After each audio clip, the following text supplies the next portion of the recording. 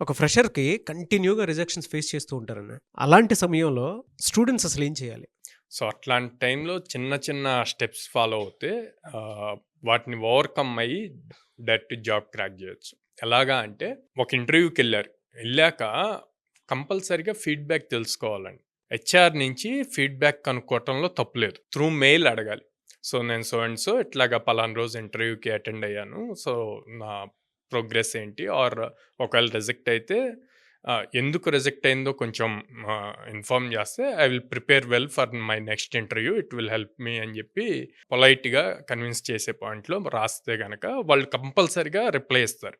So, ఎక్కడ lag అవుతున్నారు ఏంటి అన్నది. ఎందుకు అప్పుడు అది మీకు నెక్స్ట్ ఇంటర్వ్యూకి బాగా యూజ్ అవుతది.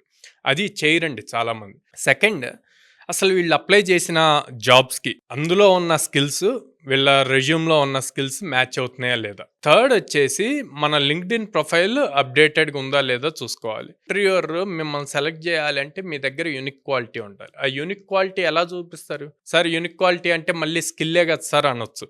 స్కిల్లే. బట్ ఆ స్కిల్‌నే మీరు ప్రెజెంట్ చేయాలి. ఎలా ప్రెజెంట్ చేయగలరు? కొన్ని మినీ ప్రాజెక్ట్స్, మేజర్ ప్రాజెక్ట్స్ చేయాలి. వాటిని డిప్లాయ్ చేయాలి. డిప్లాయ్ చేసిన వాటిని మీరు రెజ్యూమ్‌లో, లింక్డ్ఇన్‌లో మెన్షన్ చేయాలి. గిట్‌హబ్‌లో పుష్ చేయాలి.